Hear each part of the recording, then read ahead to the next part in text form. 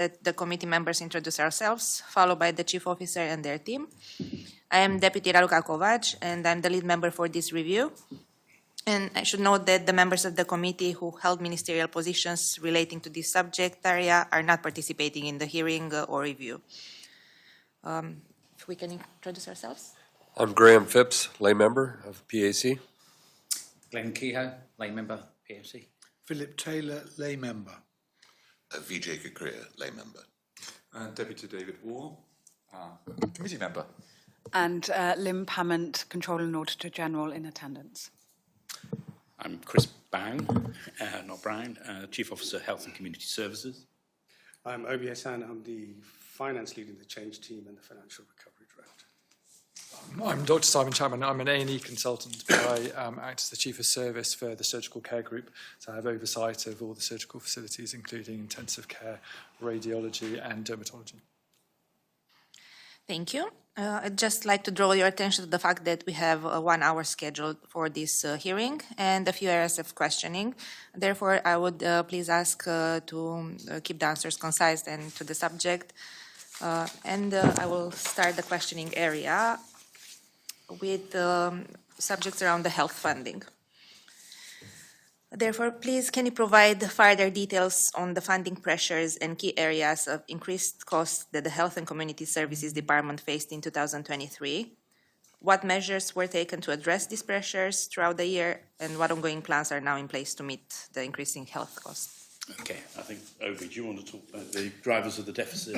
Yes, so we, back in the beginning of the year, in February last year, when we first came, we realised that there was a very rapidly deteriorating financial position that had not been realised at that point in time. When we started looking into it, we realised that there was a lot of moving parts, and we had to do a piece of work that we called the drivers of the deficit, which is understanding the underlying cause of what actually is driving it, rather than just fixing the problem quickly and then going away and then it comes back again.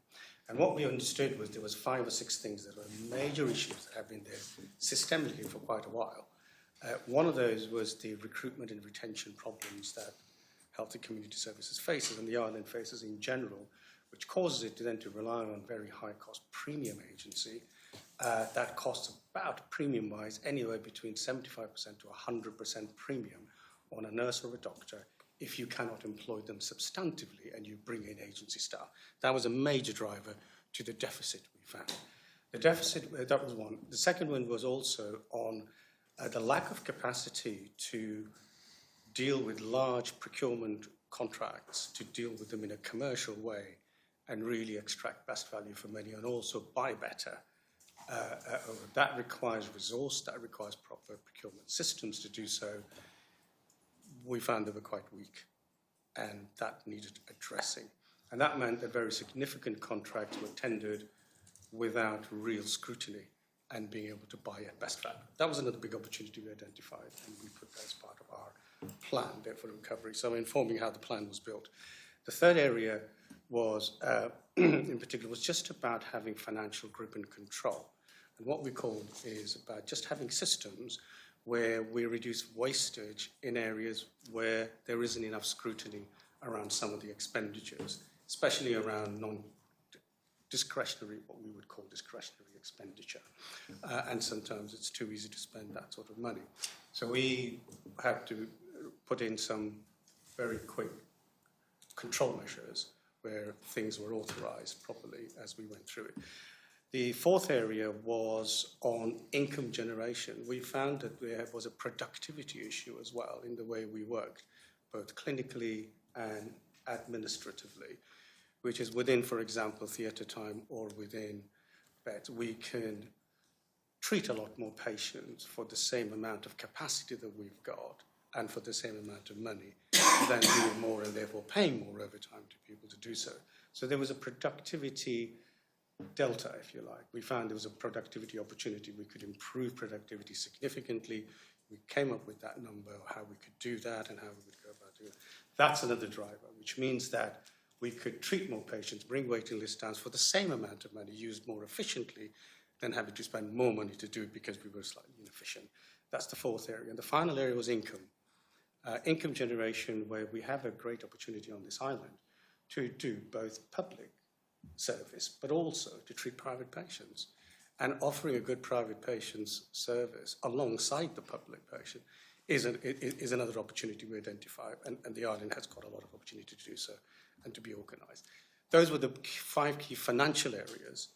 And then there were the structural issues we found, which was historically where things have been funded non-recurrently. In other words, money is given to do a service for a period of time as a pilot. That money then stops, but the service still requires the funding to continue and is not sustainable. There was a number of services over the last 3 years, since 2019, that were developed. We calculated that the impact of those was between 17 and 20 million pounds of costs that had entered services that were established, and we called those the structural deficit, that had then the funding had stopped and the costs were still there without any budget there being available to run them. So it is worth that gives an illustration, of course, that the underlying problem and the underlying run rate around deficit was there way before last year. It had been masked through the non-recurrent funding that was made available to the department for particular things. And so COVID is a good example, the Jersey Care model funding, but those projects finished. But, for example, a service that was funded through that money was the stroke service. Well, we need a stroke service in Jersey, and therefore there was a decision at that time to continue to provide that service, which was a sensible clinical and managerial decision. But the funding that was used to start it up had then disappeared as well. So we saw a number of those when we arrived last year that had meant that the underlying run rate of deficit was there, we think, going back to how far? 2019? 2019. 2019. Yeah, 2019. So that suggests to me some of those reasons is a complete lack of financial control in the budgeting process. Because you're telling me that there was discretionary expenditure spent without scrutiny and the budgeting system was inadequate. Is that what you're telling me?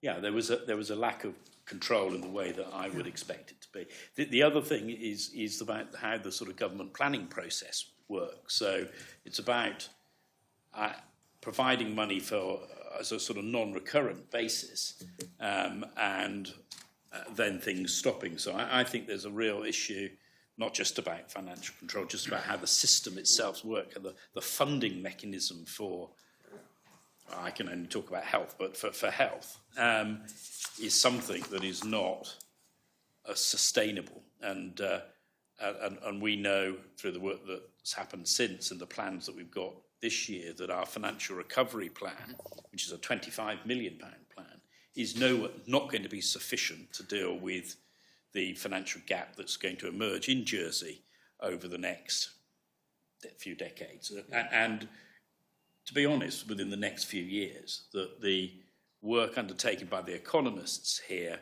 shows the same patterns you'd expect to see globally about rising costs of healthcare and national income not keeping up.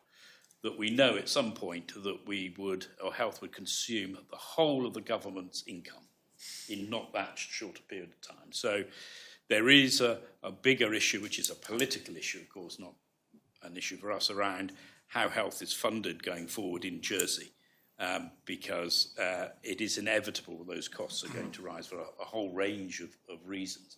So our plan for the 25, which we were implementing last year and made 3.2 million savings on last year, and we've got plans for 5 million this year, is going to help contain the growth of cost and expenditure, but is not going to be sufficient. So this year we are forecasting a £24 million deficit, which the Health Minister has obviously been discussing as part of the government plan.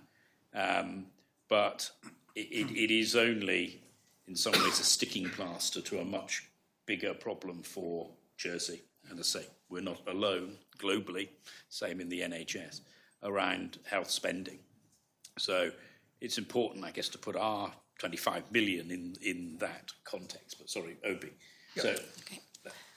Then we noted a bit of a pattern in expenditure year on year. So if we look at figures for 2019 was 207 million expenditure, 2020 240, 221 was a bit less, 228, but then we come again to 2022, 247 million, and 2023 is the highest we've seen so far, it's 330. And then you say that this year as well, we're looking at having 24 million deficit. What was the reason of having such a high figure? And do we expect this pattern to continue year on year to have increased expenditure? Yeah, there are at least, that's partly what I've explained. What the drivers of the deficit does is to answer exactly that question. When you look at those numbers, what you also have to realize that when the government plan is done, it's done before any pay awards are done or any service transfers are done. So when we look at figure, I would urge some caution, which is 249 is the number you'll remember from the 2023 budget. Yeah. The actual budget was 270, it wasn't 249. And the reason is simple, because at the time of the government plan is done, we don't know what the pay awards are going to be. All you then have to do is there are allocations made. The budget's 270. That's the baseline number we should all be talking about. The 270 then turned into 302.5, which is where the 32.5 deficit came from. And that deficit, that 32.5 deficit, that's what I've described as the 6 things that have been driving it. Yeah. But what has happened in 22, to answer your question very directly, what's different to 2019 is Jersey's healthcare system has reached a tipping point. There is only so much you can mask the underlying problem by providing one-off funding, which is what we've done since 2019. And when that begins to run out and services are established which have globally an activity increase, inflation rises, which are far more than the funding that you get. You know drugs inflation is running at 12%, 15%, RPI. You're not going to fund it anywhere near that. The only response that a health system has without solving its funding issue is to look for efficiencies within the system.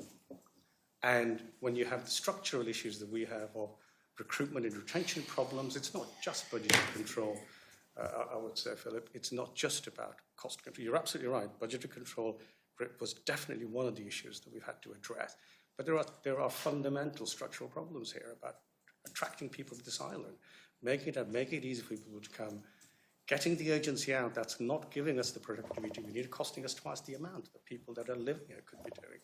Getting proper procurement systems in place so we can buy better. Those are all the things that we should be able to do to mitigate it. But as Chris has then said, is what that will do is help solve a 25 to 30 million pound problem. But 3 studies, 3 pieces of evidence that I'll point to that we've had before even we arrived. Health Economic Unit has done a study that showed the expenditure rising so that over the next 24 years, it would consume the entire Jersey budget. When the JCM model was done, there was a piece of work done at that point in time that also said that the costs are going to rise much faster. But some of these would be trends you'd expect year over year over year. The reality, when I look at the budget, went 220 was 240, 228, 247 to 2022. So it's fairly flat. And then we had a big increase in 2023. So we're trying to understand not the budgeting stuff, but on an absolute basis, why the big increase in 2023? And is this going to be something that's going to be ongoing, or was it unique to 2023? Just absolute numbers. Forget about budget process. Yeah, it's not the process. So the first thing I described was the unfunded services. Between 17 and 20 million pounds of unfunded services. In other words, those were services that had budget before 2023, and then the budget began to drop. I'm talking about absolute numbers. I'm not trying to talk about budgetary. I'm just trying to be clear. The absolute expenditures from 2020, 2021, and 2022 were fairly flat. And then we saw a significant absolute expenditure level going up in 2023. I'm just trying to understand not the process of budgeting, but the absolute increase of about 35% increase in 1 year. So just total numbers, what happened in 2023 that the numbers went up so much? From 2022? Yeah. Trying to understand the question. I'm sorry, 2022, to be clear, 2022 is 247. 2023 was what, 330? 330. That's a big increase. And the previous 2 years were fairly flat. So we had seen fairly flat expenditures for 3 years in a row, and then a big jump in 2023. So I'm just trying to understand what happened. Was that expenditure or budget? No, actual, expenditure. so I'm not talking about budgeting, because you can always do that. I'm talking about what really happened that drove it up, and is this something that is going to keep going, or what's the, is there an issue? What's happening? Yeah, I think, okay, so the biggest issue here was the agency staffing went up very significantly between 22 to 23. And we went through from, I think from using very little, I wasn't here in 22, so can't remember what the numbers were, but in 23 we went up to what, anywhere between 160 to 180 agency staff. That cost us, our agency spend increased in that year from almost nothing to 27 million pounds. That was our agency spend in 23. On top of that, we had additional hours where a lot of substantive staff, because even that wasn't enough, we did 4 million more in overtime, additional hours that we hadn't done before. So that was 30 million. The pay awards were, I think, around 10 to 15 million. I'll have to refer to the number, but there was pay awards as well included in that number, which is obviously... But every year you get payables. You know, I'm just trying to understand what's it anomalous. Yeah, I don't think But there's it been varies. pay awards before I'm looking because none of us, well, you were here, but I'm not sure what the pay awards significantly went up in 22. I don't think there were big ones before that. Yes, they did go Public quite. service.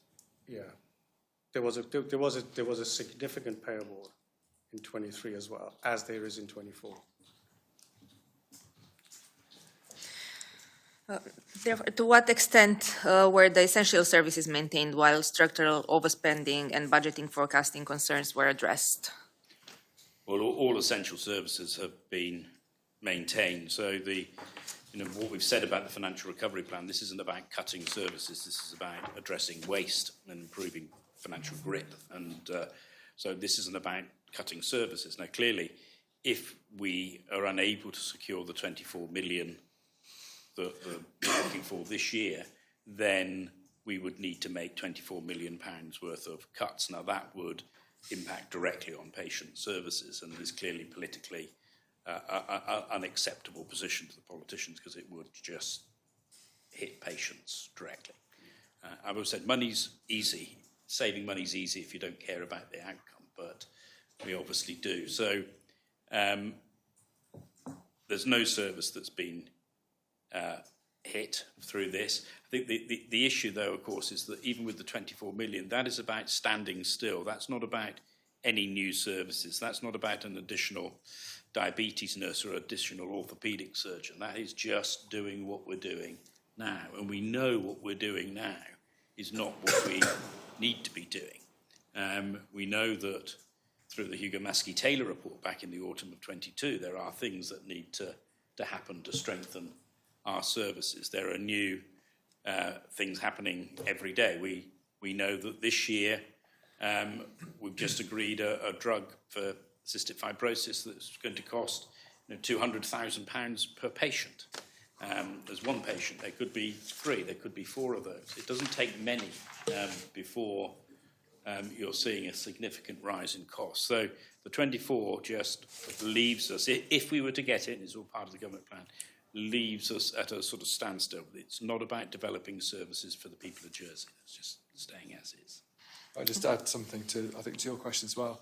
So through my desk come the consumables. So if we're using equipment or kit, the costs for that have gone up. So there's sort of worldwide inflation that has definitely hit us as well. So when we're a small fish in terms of the equipment that we use, and although we use some of the negotiating factors that the NHS have for us, we still fluctuate in regards to what's happening with the cost pressures. Maybe we can come back, you can do a more thorough evaluation, because every year there's inflation, every year there's things. But there's definitely This been a was a unique, we had 3 years running, it was fairly flat. There was inflation, there's all this stuff's happening, and then we saw a 35% increase in 1 year. And so I'm just trying to understand. Yeah, I get part of it was you had to do a whole bunch of consultants, extra consultants, and that drove your cost up at 27 million, but that doesn't account for the total increase. That's all. You can come back to us and give us. There are a number of factors here as well that will come into play. We can do that later. But if you can maybe do that in a written response, just a factor analysis of what was the big drivers, and then so we can just understand whether this is a recurring, and hopefully not. Hopefully you'll be able to recruit people, for example. Yeah, and that's the plan. Yeah. Yep. Okay. And talking about the key findings of the financial recovery plan, which you find the most important ones, and how it aims to stabilize the financial situation of the health department to a more sustainable level. Yeah, the financial recovery plan that we then developed on the back of this was looking at all of these drivers and saying that we have identified 25 million of savings over 3 years. We said in 23 we'll deliver 3 million. We delivered 3.2 last year. In this year, we are expecting to deliver 5 million. The year after, we're expecting to deliver 8 million. And in 26, we're looking to deliver 9 million. And which are the main areas of savings? So there are 7 work streams in the financial recovery plan, and they relate to these drivers that I've talked about. So on workforce, agency reduction in particular is 6.5 million of that this year. Overall, it will be 12 million in total, which is the premium spend that we have in agency over the 3 years. The second area is the non-pay, procurement, buying better, and contracts.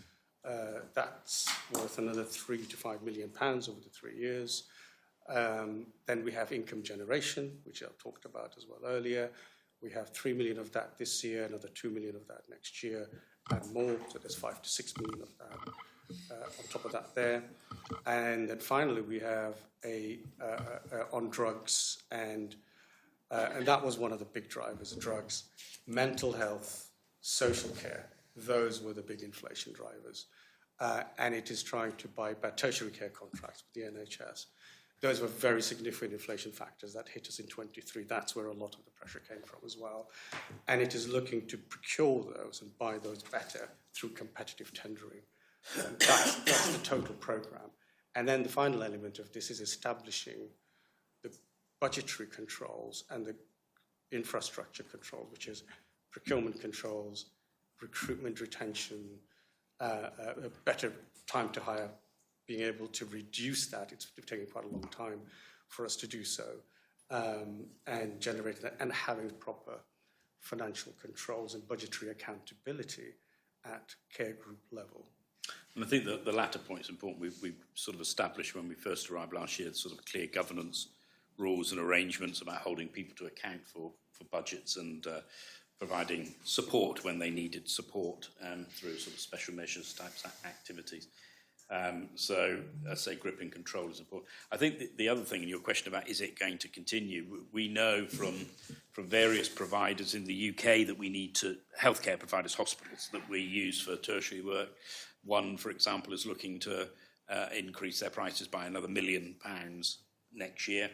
And so we're seeing those pressures arise. The NHS is clearly under pressure, so they're often looking to increase their income as well. So it doesn't need many providers in the UK to say we're going to add another £1 million to your bill. Can I just ask why we use providers in the UK? Why aren't we our own dependent source of that? We're too small, so we don't have the critical mass. So the expertise, there's just not enough patients in Jersey. So would it be better as a Channel Island rather than just the island? No. That's fine. The reality is that all island jurisdictions, and I've worked in the Caribbean as well, have the same challenges as we do. So critical mass is an issue that we just don't have the volumes that would ensure a particular doctor could keep up their skills in a particular area. So we're always dependent on the larger jurisdictions.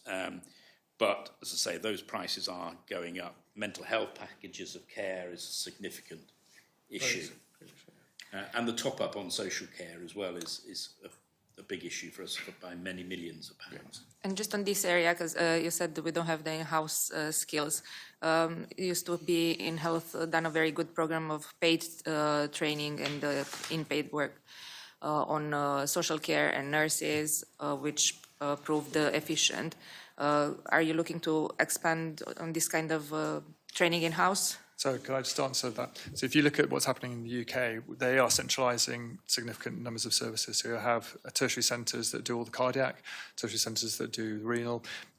We can't provide all those services. So although we provide the sort of the primary and secondary to a level care, say for cardiology, any invasive cardiology will go off island. We just don't have the numbers and the support around that. So even if we had the training, the number of cases that we would do per person to maintain that service is just not there, from not only from an economic argument, but also from a governance and safety argument. So would that lead into then your structural way these sort of services you'd actually just outsource effectively to the UK?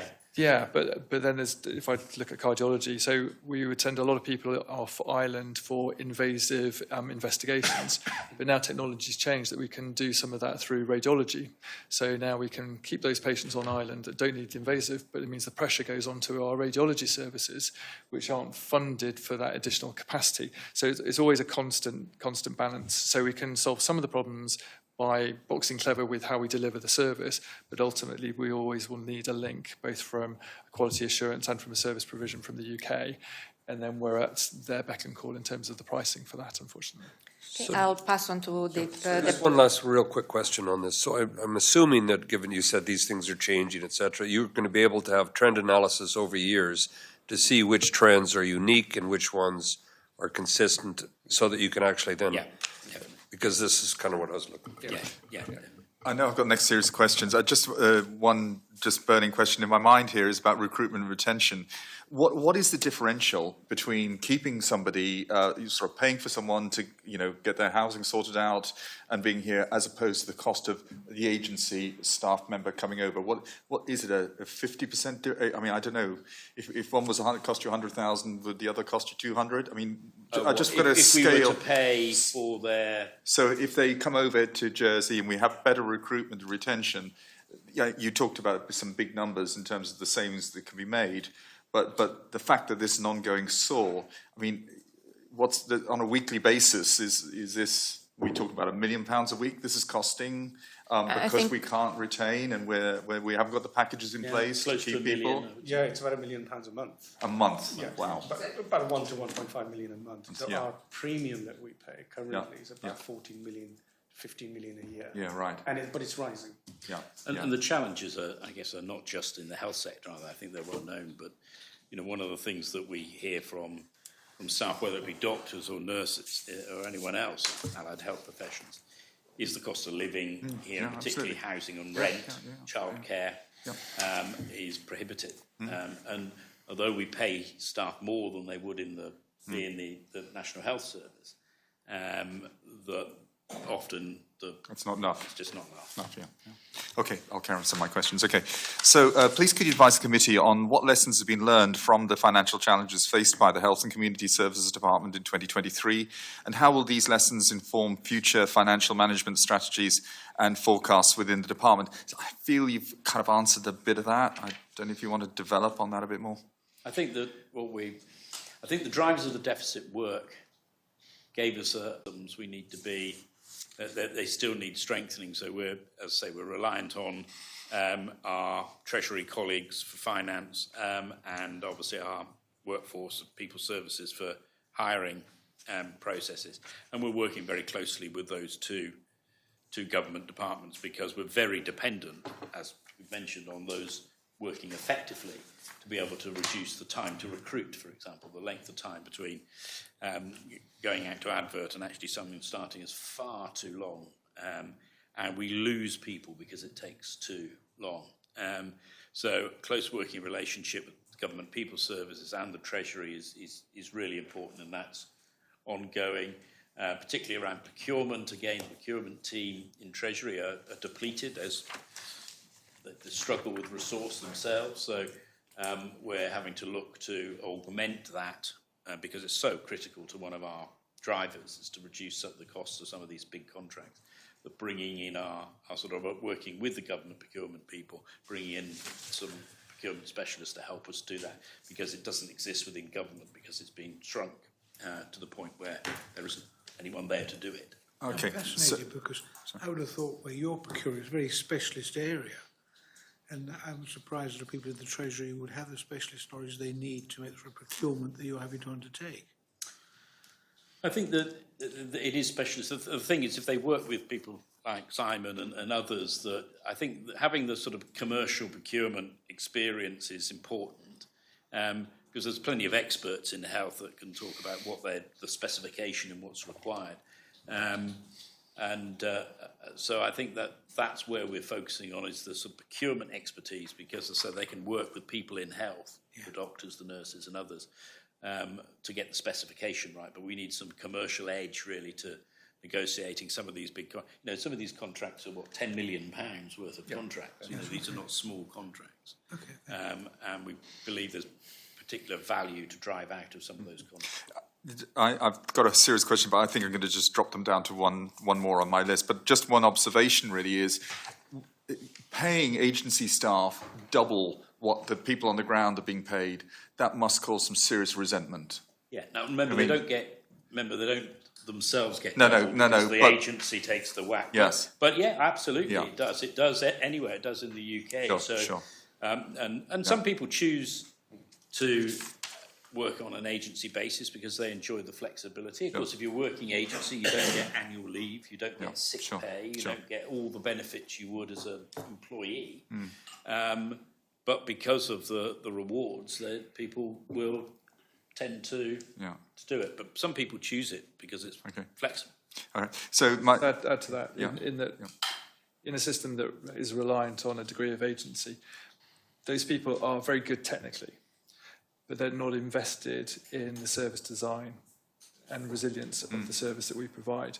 So we lose out doubly because the future planning is not there. They can come and go pretty much as they please. The technical role is great, but actually using their experience for this is the 2-year plan, 3-year plan, 5-year plan, so that we can improve our health delivery, we don't get that from them because that's not the role. Comes back to the sticking plaster. Thing, doesn't it? So should this structural deficit in the health department have been addressed earlier by the Treasury, do you feel? I guess that's a political question for the politicians to answer. I said I think it would be handy if it had been, but for whatever, it hasn't. So it's water under the bridge. But we know about it now, so we can't pretend it's not there. Okay. I'll hand over to I think it's Philip. Yes. Okay, thank you. I see you've established a project management delivery team. What's it do? Actually do the doing. So the idea behind the project management delivery team is when we come up with a program, such as an improvement program, our normal managers and clinicians on the front line are firefighting day to day just to keep things going. There is no time to sit there and do improvement, no matter how good that plan looks on paper. So we have to bring in some capacity to work alongside them to do the doing rather than sitting there reporting on it. And that's the reason behind having those people. That has been a real recruitment challenge, as you would expect. That can be my next question. How's it resourced? Where do they come from? Well, it's very hard to get those people who will actually come in a turnaround environment like this and do the doing. You'll get lots of project managers. That's easy to find. That's not what we're looking for. It's not project managers. We're looking for doers. Project delivery team. That's why I call it the PMDT, Project Management Delivery Team. The clue is in the word delivery. So they get out there, work alongside the general managers on the operating teams and alongside their clinicians and say, what do you need doing and how can I help you make it happen? Because I know you're firefighting every day. Those are very difficult roles to get. I can usually get them in the UK because the pool is much bigger to go. And I've really struggled to get them here. But we've secured 3 good people who are really making a difference, but we need some. I think that the other thing, just for context, is always a question that comes up, or certainly it comes up, it's been a feature of my daily life. We just have to remember that the management, the numbers of managers in HCS, and everyone says loads of managers in HCS, is 1.5% of the total workforce. That, if you benchmark that with the NHS or anywhere else, France, and particularly any insurance-driven, like the United States, where it's about 20%, I don't know, of the management cost. So it is relatively, so we've got enough to sort of manage the day-to-day operations of the business, but anything around turnaround or any additional capacity that you need isn't there. Also, of course, people need to have the skills, even operational staff need to be developed and have the skills to do turnaround. And if that's not been necessary in the past in Jersey, this is also new to them.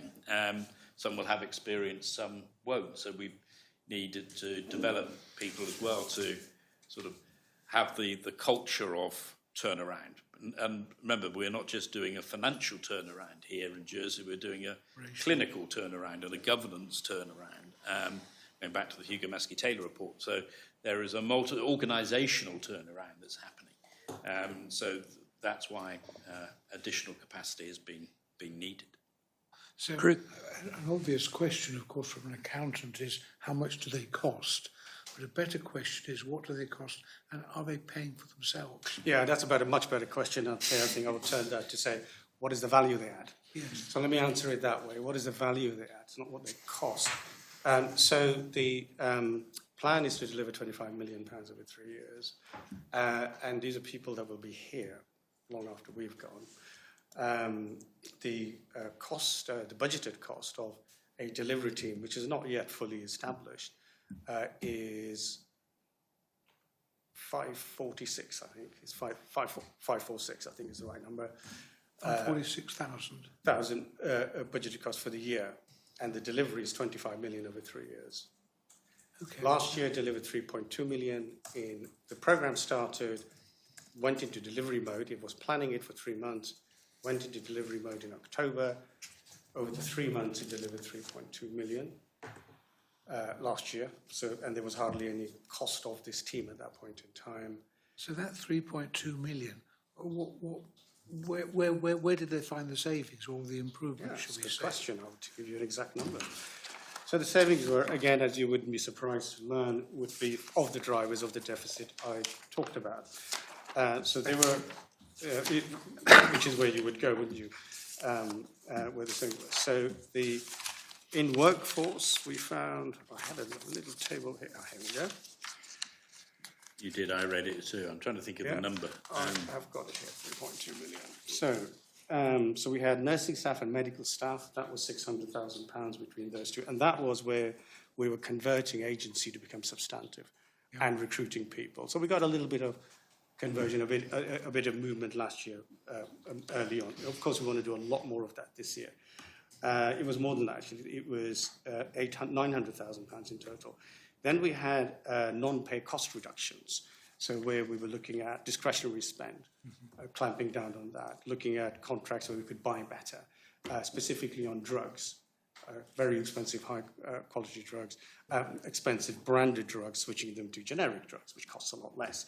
That was £1.2 million in total. And then we had some income generation, where we were looking at, again, one of those 7 work streams that I talked about, where we were driving more work through surgery, through surgical income, and earning more money through the private patient work, while still doing the public, bringing down the public. So on a sort of non-inflationary basis, that 3.2 million is an annual saving.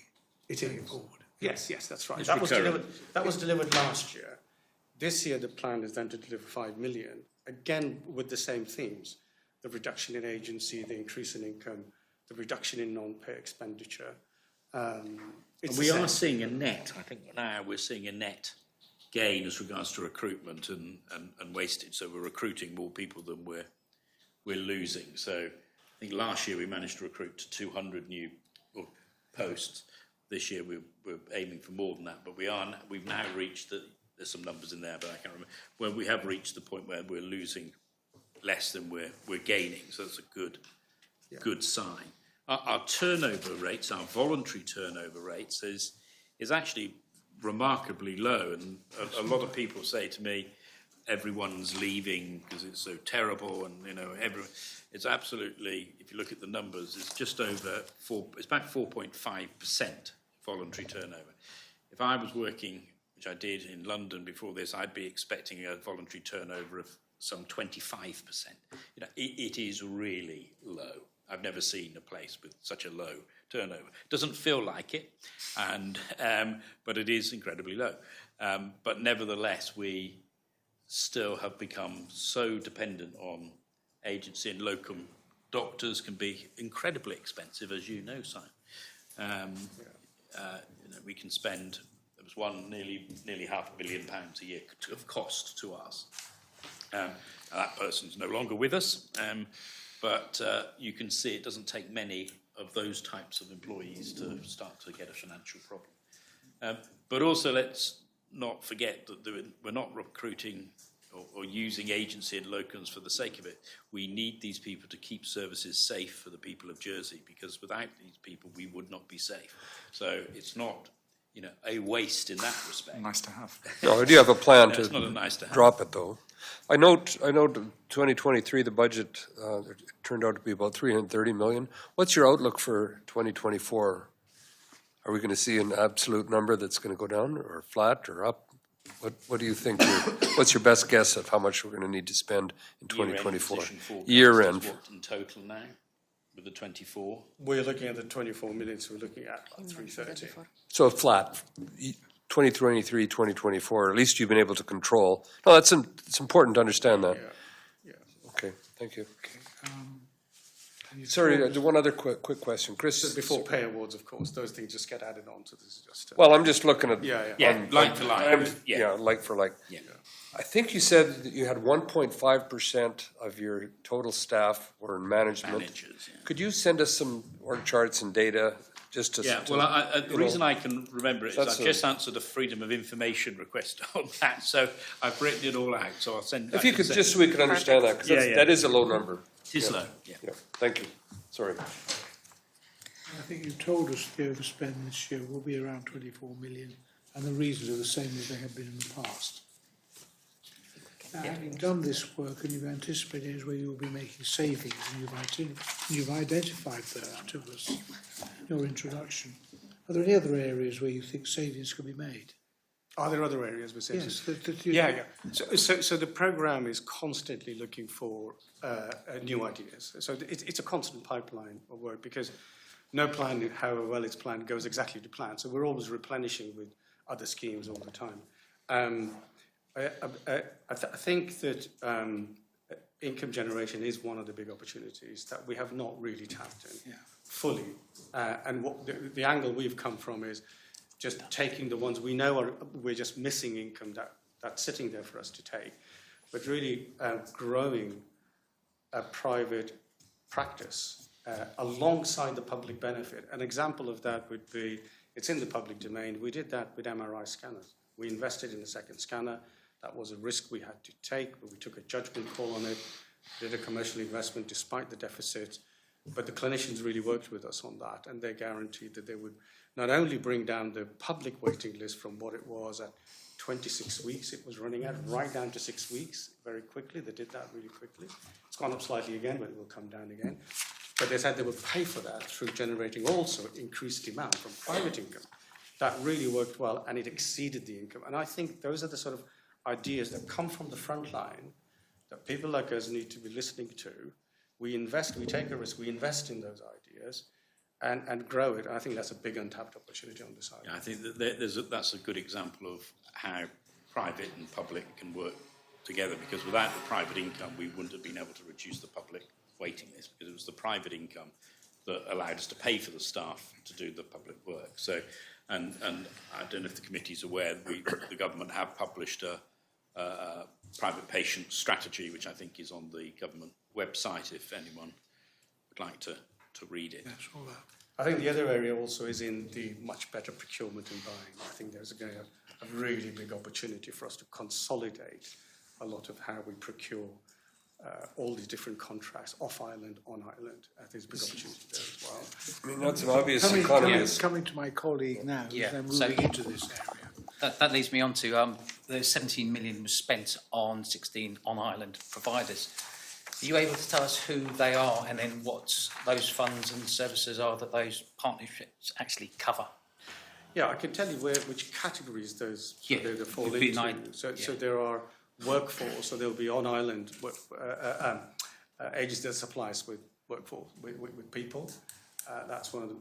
Care homes, that's another big one. Mental health facilities that are on island. But a lot of it is care homes. And then there's community services. That's another So we Very fund, large we area. commission family nursing. family nursing Okay. health. Do you have any sort of like, is there standard like service level agreements with each of these to understand what they do and how's that managed for each level of that sort of service that's provided? Good question. I think that's where we have the areas of opportunity where we can performance manage much better to get better value for money. Okay, that's enough for me. I think that's cool. What I was. And can we just ask as well, do service level agreements exist with these providers and commission work?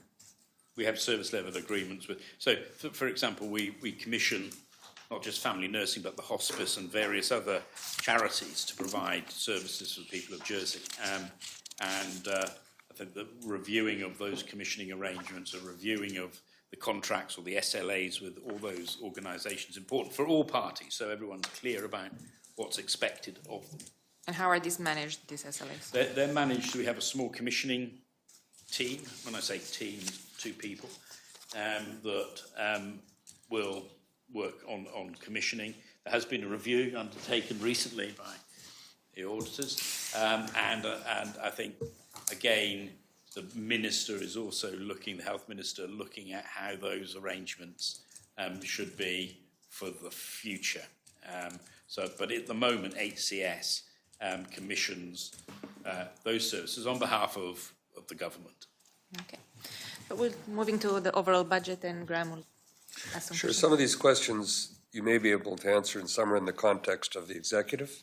So from your context, I'll get your feedback. So given the ever-increasing pressures for additional healthcare expenditures we see worldwide, what's the process for determining your overall budget allocation for health and which is directly impacting people and other categories? How's that process work, and do you feel you're being heard fairly and getting the right?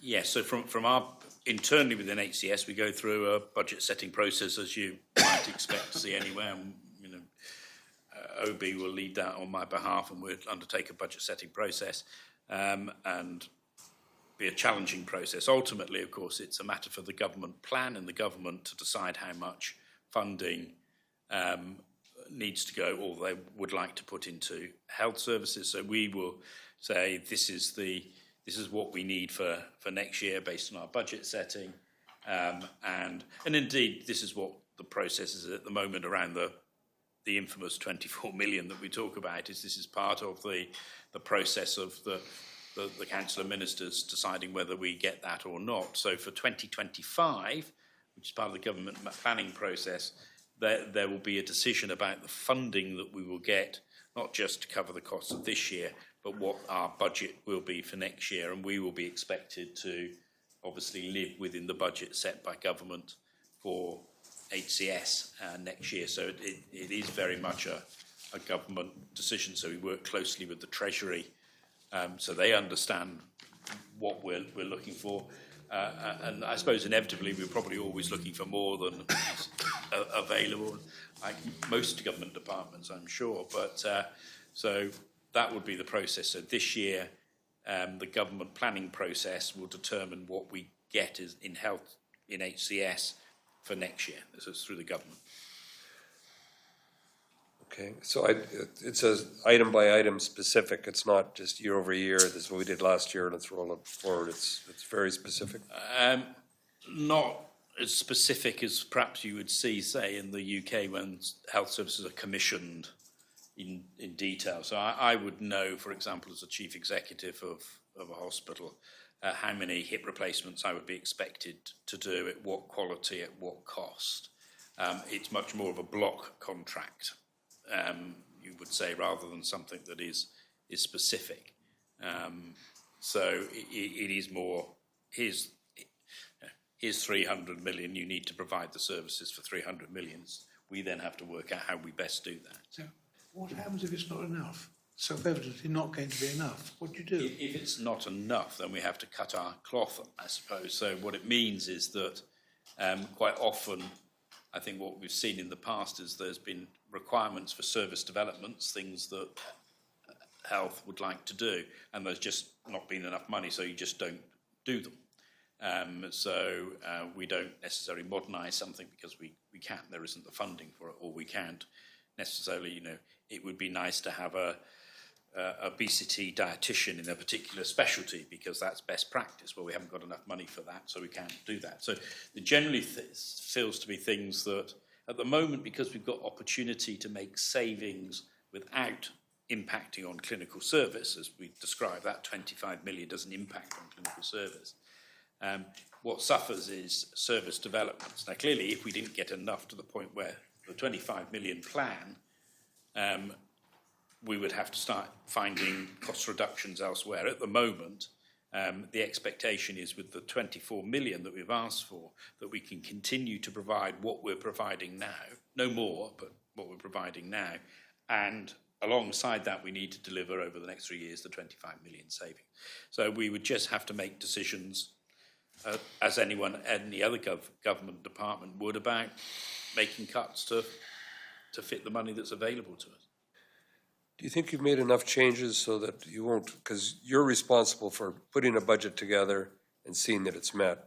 And when you have all these busts, that's really an internal thing of not forecasting correctly. Do you feel now that you're in place that we shouldn't have a lot of surprises?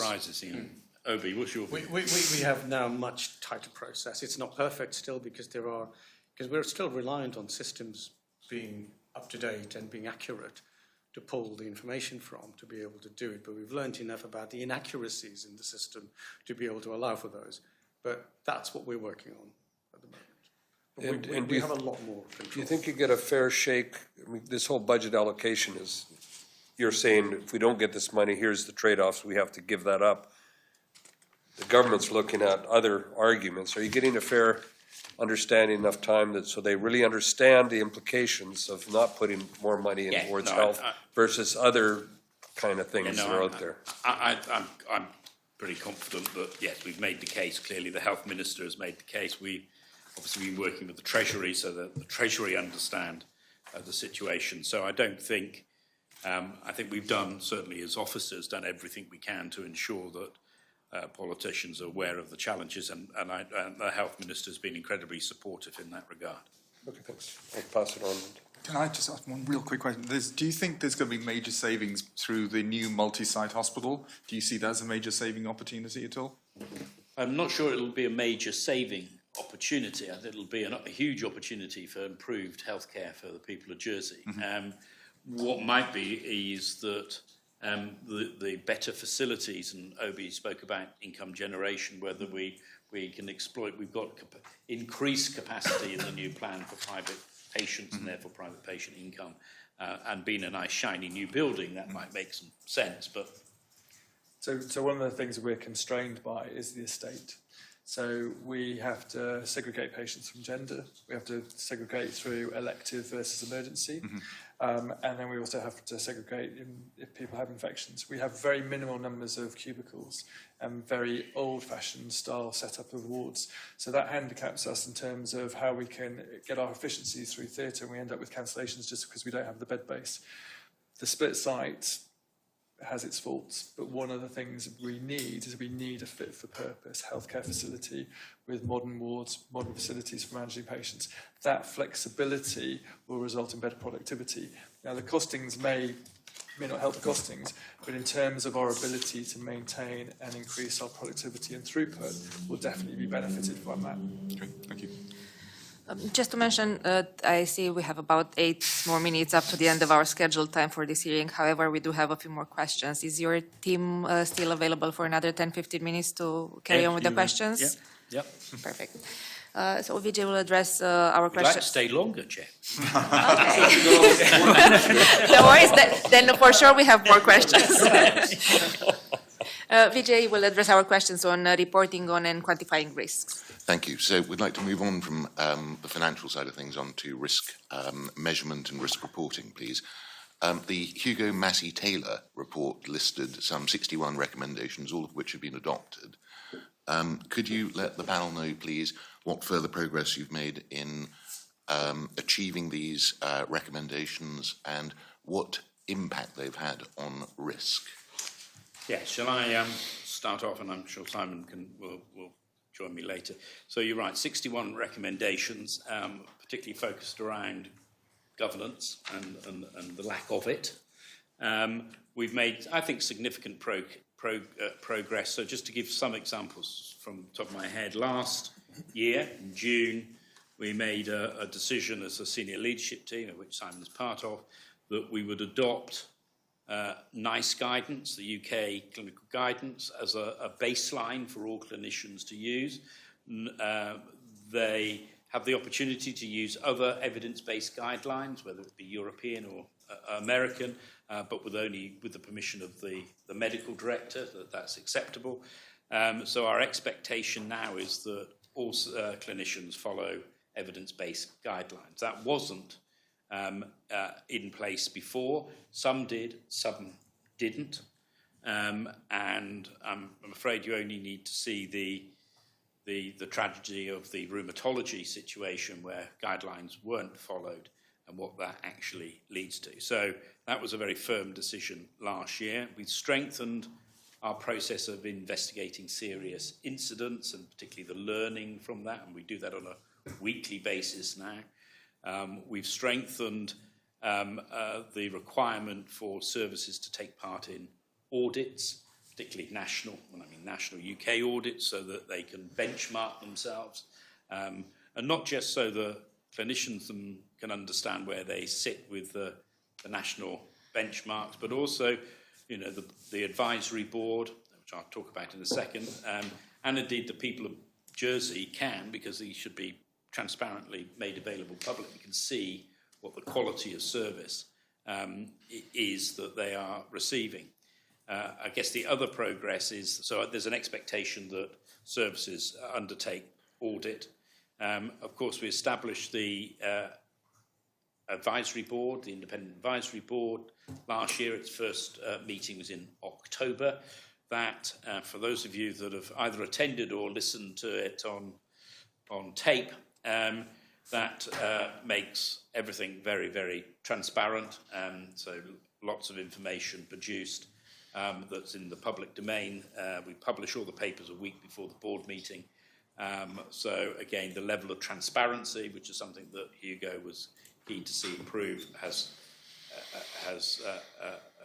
improved. We have certainly established stronger governance arrangements. So the small example would be that we have a monthly care group governance meeting, which Simon would be involved in with his team, a challenge on governance and review and provide support. There are subcommittees of the board. There's a quality and safety subcommittee that's chaired by Dame Claire Gerarda, who was a non-executive director and also was the president of the Royal College of General Practice in the UK. So we've got generally stronger structures in place. We are addressing the issues of poor behaviour and culture. Now, cultural change, as we all know, takes time, but confronting poor behaviour, whether that's racism and racism from both the public, but also the hidden racism that happens between colleagues that isn't reported. You don't see it in the stats, but it's there. We've established the Freedom to Speak Up Guardian, so people are starting to come forward. It's an incredibly difficult thing to do, particularly in a small jurisdiction, is to raise concerns, often raising concerns about your colleagues who you may know, whose children may go to the same school as, but it's a very difficult thing to do, but essential. And actually, we were only able to address the issues in rheumatology, and more recently, you'll be aware of radiology and mammography, because people spoke up and went to see more senior colleagues in the executive and said, I've got concerns. So whilst we've got a long way to go about culture, I think the green shoots that we are seeing people raising concerns, whether it's about clinical services or about behaviours, and whether they go to the Freedom to Speak Up Guardian, or to me as Chief Officer, or to the Medical Director, or to Simon as the Chief of Service, we are starting to see people speaking up. And that is, I've been told, a change. It wasn't like that, because remember, these issues that we've seen in the media around rheumatology and radiology have been going on for years. These aren't new issues. These are old issues. been exposed in a new environment. So I think the speaking up, but a long way to go. With that, different departments have different levels of morale. Some are high, some are low. We've been making certain interventions and targeting sort of cultural change capacity into areas where they're struggling with relationships and multidisciplinary team working. So we've started that process as well. So slightly rambling of things in my head, but is there anything that I've missed, Simon, or you want to say as a doctor? No, the Hugo Massey-Taylor report was, a fundamental importance in order for us to embed governance structures into our services. We are not part of the NHS. Chris referenced NICE. NICE was established 25 years ago. We've said that we want to align to NICE. We haven't got 25 years of experience of embedding that process into the infrastructure of the organisation. We've sort of gone, okay, well, we need to do something. I'll give you just one example. So NICE for head injury is the access to CT scans. We have radiology consultants who provide an on-call service overnight. If we have somebody who needs a CT scan overnight, the radiologist gets woken up to come in and support decision-making in the scanning process. They're still scheduled to work the next day. So as we adopt NICE and our numbers of scans go up, then our ability for those consultants to work the next day is negated. It's just not safe working. So then going to procurement, we've then procured teleradiology to support our services overnight. We managed to get that implemented up and running within 3 months. And we did that because we had the right people in the room for the discussions to make the change happen, because of the clinical argument that drove that based on the governance processes. So that, unfortunately, hasn't been replicated across the whole piece because the scope of NICE crosses every single department. And so we're starting to embed that. So when people talk about governance, yes, we know we need to improve things. It is a journey. It is being embedded from the ground up. Do you have a timescale for that sort of thing to actually place? Is there some sort of vision of knowing when we're going to have, this is in across all departments? It's an ongoing trajectory. If you said to the UK, are you there with governance, they would say no. It's a continual process. That, but obviously you just mentioned that you've got one particular department that's done that. On one particular element. One element, yeah. So it's just how has that been fed out then to ensure that this risk is not there? I'm just speaking on personal experience on this particular matter. Sure. I don't have a specific answer for you for that. All I can say is that the goal, the drive of governance is embedded in everything we do. Certainly for my care group, we now have an inset day where our elective services are stopped. So every member of staff, be it allied health professionals, nurses, clinicians, support staff, can attend that to get trained and to be exposed to audit and guideline development. And then the teams have time to propagate that service development. And part of that is embedding the structures from NICE or any other, sort of international guidance for their service delivery. So it is part and parcel of what we do, and then it's embedded in our business cases. So somebody will come to me with a business case for a service. One of my questions will be, is this evidenced by NICE or not? And if it is, then the remit is this is what we want to deliver as a corporation, as an organisation. Similarly with drugs, somebody can come along and say, oh, there's this fantastic drug. It costs this much money. Is it NICE approved? No, it's not. Okay, well, my default position is you have to have a very, very good argument why we're going to adopt that drug if it's not NICE approved. If it's NICE approved, then all that sort of validation work's already been done. And then the premise is on me is I need to be able to support that and to try and make it happen because we're trying to adopt NICE. So it's part and parcel of everything that we do on a day-to-day basis, whereas prior to Hugo Massey-Taylor, it was seen as is there a benefit or not? I think your question is, I think those things that I've just spoken, rambling on about, is inevitably reduce the level of risk. It clearly hasn't mitigated it completely because healthcare is a risky business. So I cannot believe that that we're in a better place now than we were in 2022 as regards to strengthening governance. We're not where we want to be or need to be. And certainly around organisational culture, we're not. But I think the risk level around all this is far less now than it was in 2022 and below. How would you measure it? Measuring is different. We have a risk register in HCS, both at sort of corporate level and at departmental level.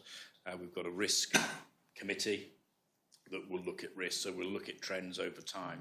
The quality committee, the assurance committee, will also look at that risk and look at the level of risk that's associated with clinical care, for example, so financial risks put aside. So there are various assurance groups like this that will challenge and look at that risk, and we have, as I say, risk scores against various things on our risk register. So what would be the key risks for 2023? For last year? For last year, yes.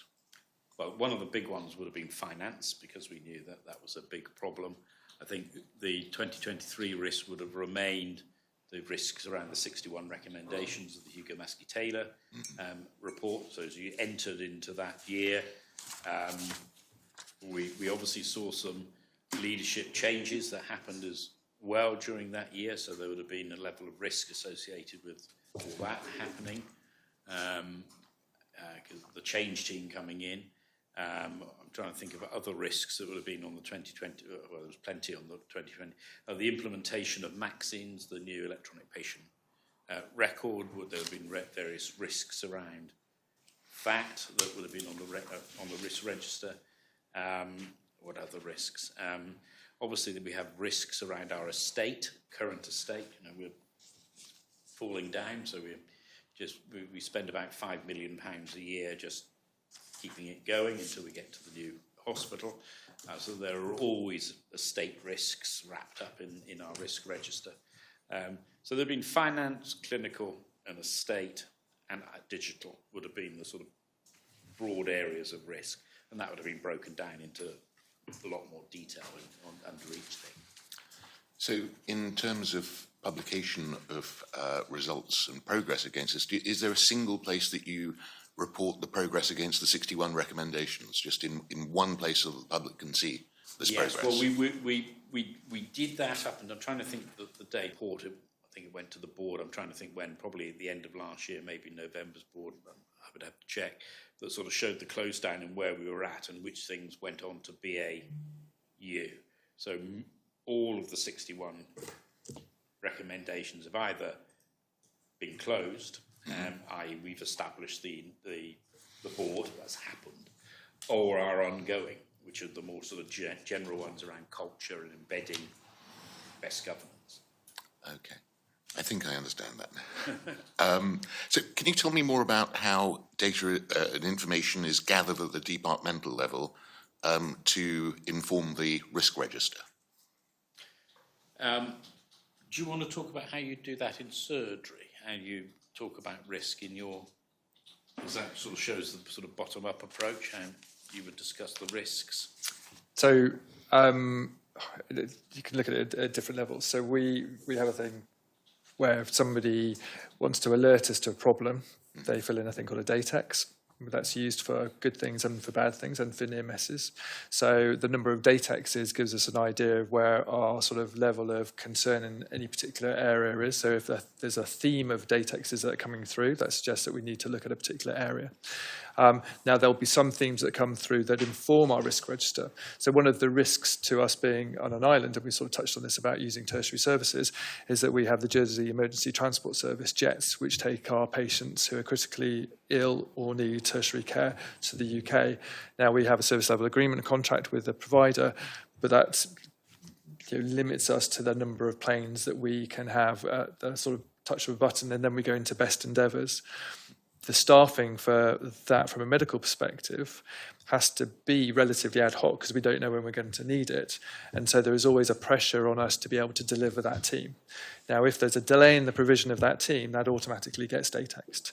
If we find that the number of datexes are going up because we have difficulty in producing that team, then obviously that becomes more of a risk on a risk register. So the provision of JETS is always on our risk register because we don't have a supernumerary team of clinicians on standby, but we do have a plane on standby with a 2-hour notice. So the premise at the moment is that because of the activity on the island is relatively static, that we have the ability to pull a team from our cohort of staff from a day-to-day basis. However, if things start to increase, then we pick that up through datexes, and then we put a business case through to say, actually, we now need a supernumerary team for jets specifically to facilitate our off-island transport. So how many members of each department are entitled or able to add new risks into the system? So anybody can do a datex. So again, that's part of our Inset Day, is informing people about datexes and about risks, and also how they do that. One of the premises was everybody thought you needed a login to datex. You don't. You can just go to, it's like a two-step process from My States on the intranet, so anybody can do that. But also we have very good reporting lines, both professionally and operationally within each department. So that ultimately comes up to me. So if somebody's got a concern, they don't have to necessarily go to the datex, they don't have to necessarily go to their reporting lines, but they know they can come to me directly. So we have a good feel both from subjective and objective reporting of concerns, and then we use those to inform our risk register. Anything that goes on the risk register then gets a risk analysis and a risk review to try and find out what is the real objective risk to the organisation, and then I get held to account by that. Yeah, as Chief of Service, you'd ultimately make the decision, wouldn't you, as whether it goes on the risk register or not. So, and also the level of risk. And the level of risk.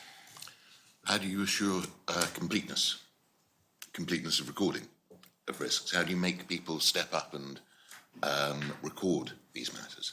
So one, we have to review the risks on a regular basis. That feeds into the governance reporting, where I get challenged on our governance every month, and we'll be asked to review our risks. Now, some of those risks remain static, because we're an island, we're not going to be able to change that, we're not going to be able to change the service that we can provide. We don't have neurosurgery on the island, we're not going to have neurosurgery on the island, that remains a risk. So we mitigate that against our SLAs with tertiary providers and with our off-island transport services. There are other risks that will score highly because they've been identified, and then the challenge back to me and my group is to mitigate that risk, to bring the risk down. And if we bring the risk down enough, it then comes off the risk register. So that's the sort of the feedback loop system that I'm held to account for the risks that are on the register. Some of those we have to accept, and some of those we will mitigate against and remove. So moving on to where a serious clinical risk does actually materialise, how do you evaluate the cost to the island of these risks? What's the process when a risk actually materialises, a serious risk? So when you mean cost, you mean a financial cost? Or financial cost, yes. Like in the findings of rheumatology and the... Oh, yes. So there's a good example. So if I use rheumatology as an example, because it's in the public domain, that we knew that dealing with the fallout of the rheumatology would require costs, because we need lots of rheumatologists from the UK to come across to do the work, specialists to come across. So that was going to be expensive. It was an extraordinary cost that we couldn't obviously contain within our existing budget. So the process was that we made an application through to Treasury for sort of extraordinary costs to do with what would be considered as quite a significant incident on the island, and submitted a business case for, didn't stop us. We were still spending the money because we needed to do something quickly to safeguard patients. But in parallel to that, we submitted a business case, and indeed the government and gave us the funding that we required last year and will do this year for the additional costs of dealing with that big risk. If it's smaller issues, then we'd take a discussion through to our SLT, our senior leadership team. Simon, if we use Simon as an example, would bring a paper to that discussion. The senior leadership team is chaired by myself, has the chiefs of service, so Simon's equivalent from the other areas, medicine, women and children's, has the executive directors on there, so including medical director, chief nurse, and it's the sort of executive decision-making body for HCS, and we would then decide with Obi there whether we would fund that risk. So we need to find the money. That would mean if we fund that, we're going to have to cut something else because there's no more money. But we would have to have that debate. Or we say we're going to live with that risk and accept it and mitigate it as best we can, but realise that it's not something we can address. So we'd have that debate at the senior leadership team. it's quite a complex question to answer.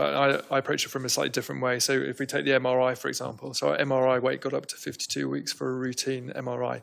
So that means that there is potential harm in the community of somebody having a delayed scan for 52 weeks. So we did a capacity demand exercise and worked out where's the threshold, where do we feel comfortable with having our routine scans, and we wanted to get it around to about 8 weeks. What's the number of minutes of imaging that we need to do to be able to bring that down? So we've got a backlog, but then we've got a run rate.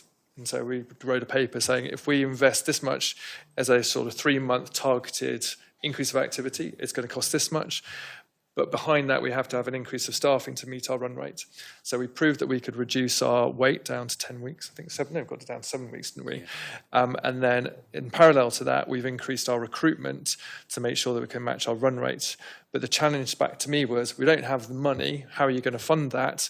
And so we did a second piece of saying, well, actually, if we increase our private capacity to this level within that target, then we'll pay for it. And that's what we did. Now, for me, the challenge is I want to hit our 8 to 10 week target for routines. I don't think anybody on the island should be waiting longer than that.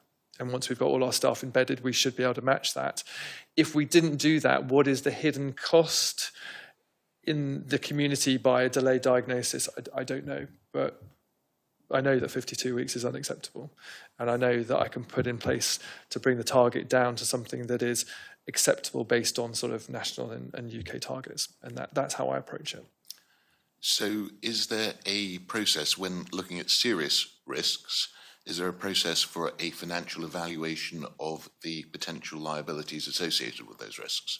So I would say that's beyond the scope of my I suppose if you take rheumatology, for example, obviously we work with the law office and insurers, and they make a judgment about the level of liability. So it tends to sort of sit outside of HCS directly. So that should be in the island's corporate risk register, and presumably, so what is the process for informing that corporate risk register? Well, we would inform through our HCS risk register. Our risk manager works with the corporate risk lead, and they'd have discussions about what would go on to the corporate risk register. And can you tell us more about the process for doing that? How often these risks the costs are re-evaluated? I must admit, I'm not sure about that, how that happens at the government level. Not something I'm... And can I ask, what measures are put in place to make sure that you prevent or reduce as much as possible these risks? Because we've seen recently at least 3 important cases in the public domain that happened with the rheumatology, the death of a baby in maternity, with the breast cancer scans, misdiagnosis. So how? Those really important issues would be reviewed at my SLT, which is every fortnight. We'd also review that at the care group governance meetings if there are clinical issues, and where there are specific, such as rheumatology, major issues, then the separate group would be established to meet on a weekly basis to ensure that progress is being made. So depending on the situation, it either be dealt with through the business as usual mechanisms, or we would establish something very specific, as we did for rheumatology, as we did for radiology, just because of the need to really focus on it and get things done quickly. Are you comfortable you have processes in place now that you won't get these kind of surprises or incidents, or you'll be able to mitigate them significantly? I think from the point of view of what we're, as I say, but I think what we're seeing now is that as we review, and it's good practice, of course, to review services and specialties, that's what you'd expect to audit them. We would expect to find issues. It's inevitable that you do. Now, we're alerted to issues for both rheumatology and radiology through whistleblowers, people that were willing to speak up. So again, if there are concerns that staff have, then they should speak up, and we will ensure that is then investigated and dealt with. So can I promise that then we're not going to find issues in the future? I think probably not, because we're bound to find issues in the future. I'm just hoping that we won't ever experience something as serious as the rheumatology situation again, and I think we now have mechanisms in place that would stop that happening, because clearly if HCS had had good governance in place, the rheumatology issue would have not happened, because it would have been stopped. In the world I come from, there would normally be an instant recovery plan or a business recovery plan in case major incidents arose, and there'd be people who knew that or who would be called in to deal with it. Do you have that? We do for the bigger issues, so yeah, we do. And they have sort of checklists of things they have to work through. Yes, yeah. Okay. Okay, we just have a couple more points. Just one last question, if I might. Turning to the annual accounts for the island, in terms of reporting of risk, uninsured risks for HCS were seen as one of the principal risks of the island, and also on an increasing trend.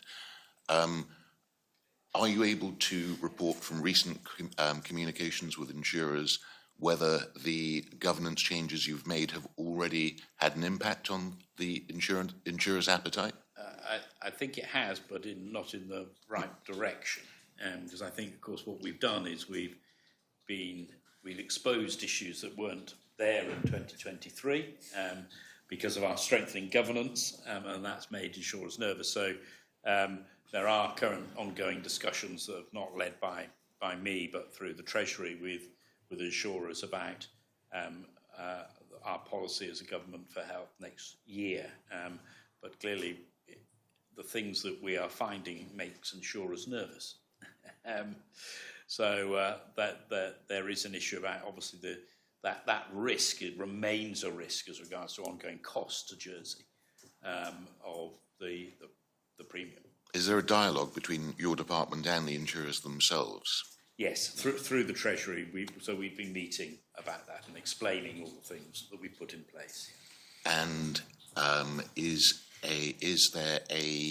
so what you're saying is that you've exposed previous governance shortcomings that have alerted them to the fact that they perhaps undervalued the risk or underpriced the risk.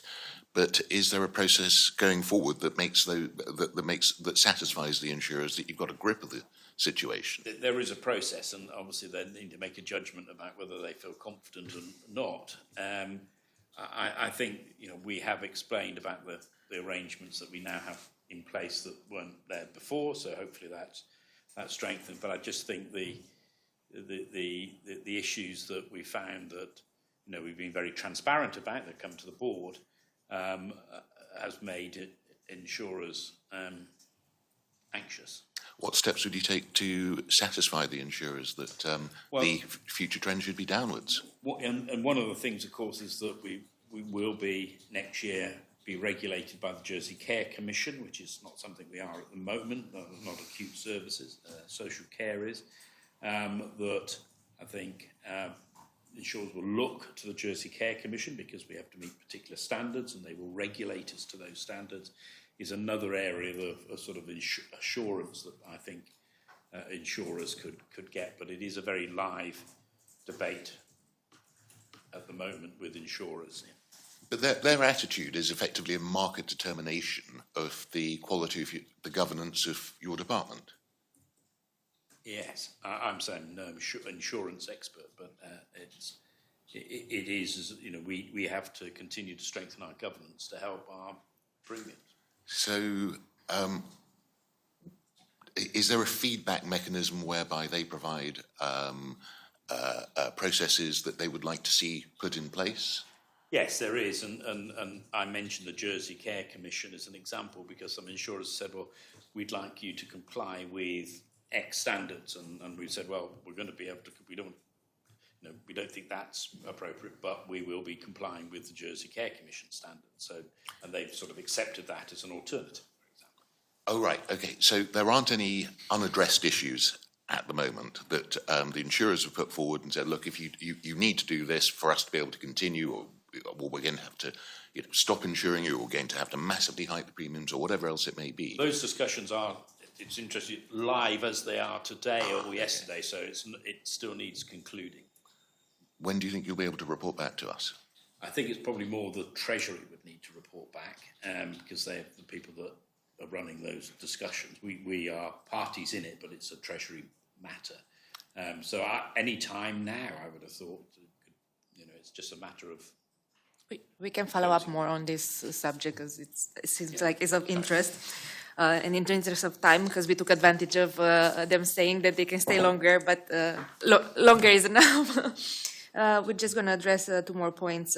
One from Graham around the advisory board performance. Sure, I'll be fairly quick. As one of our themes is value for money. I note that HCS Advisory Board was formed in 2023. That was the year when costs were going up significantly. What's the cost of running this board?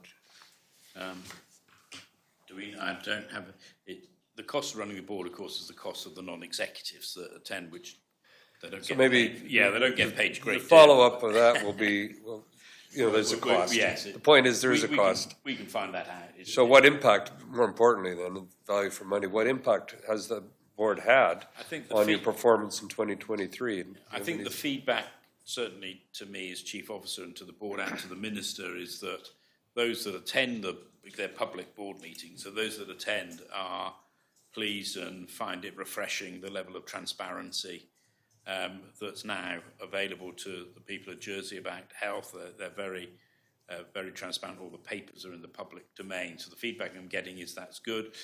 The non-executives, of course, are there to challenge the executives and hold me to account. And of course, as a board, it's a unitary board, so executive and non-executive jointly hold the organisation, hold HCS to account. So the first meeting was in October last year, and we still have one vacancy for a non-executive director. We have 4 non-executive directors, and obviously people will be aware that the chairman we did have departed. So we don't have a chairman at the moment of the advisory board, and the government will be reviewing, as I understand it, the board in the spring of next year to decide on its continuation or not. So there's a process in place to measure and see that there is value for money, and it's not just something you stick in and leave it forever. Yeah, no, I think it's next spring. Okay, thanks. Maybe you can respond to this one in writing because of the time. But getting back to the big increase in 2023, maybe if you can give us a bit of a factor analysis of the actual costs, the value of that, are you comfortable with it? Is there? Yeah, we'll provide that in writing. Yeah, thank you. That's all I had. Thanks. Sorry, can I just one point here? Are you saying that in January there's a potential review of the board, and the board could be scrapped? Well, I think it's April, but the board could be scrapped if it was determined politically that it wasn't doing its job. I think when it was decided to do it, that it said there would be a review. Sure. And I don't know whether that review comes to the Assembly or whether it's Council of Ministers. But I suppose a review technically means that if it was seen not to be adding value, could equally be removed, closed down. I think it's in the terms of reference of the board. It's in the terms of reference, is it? Thank you. Okay. And talking about the overspending area, I want to refer a bit to the performance healthcare facility at Clinic Pinel in San Xavier. And what was the final cost of this facility, and how does this compare to the budget? I've got this written down. How much was the project overspent and why? For this. So work began in 2020. There were 3 aspects to the work: essential upgrade works to Orchard House, a refurb at Clinic Pinel, and works to Rosewood House to relocate. The original budget was £8,194,000. The final estimated cost is going to be £10,760,000. Delays due to the changes in specification relating to safety and flexibility. So there were some changes made by the client, i.e. HCS, which includes the seclusion room and Article 36 suite. This is a suite which severely ill patients come and get brought by the police. Availability of labour, and then availability of fittings. So there was issues to do with correct fire doors, as I understand. So Orchard House closed last week, and patients are now transferred into Clinic Putnell. So 8.1 million, 10.7. And what was the reason of overspend? Sorry? The reason for overspend? Was generally through changes in the specification, so the original spec change, and then there was some labour, availability of labour issues, and then delays associated with various fittings, such as there weren't the correct fire doors installed. So this was a programme run by infrastructure. And as a closing question, what are the learnings from this overspend against budget for this project, but also overall in HCS? I think from the point of view of, as I say, this was an infrastructure project, so we don't run the projects, so we're the client in some to that.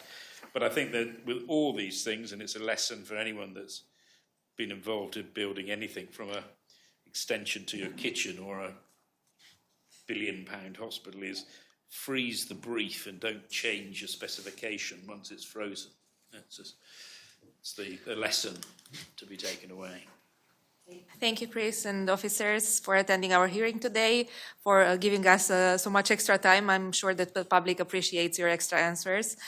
There were a couple of points that you committed to follow up during the hearing.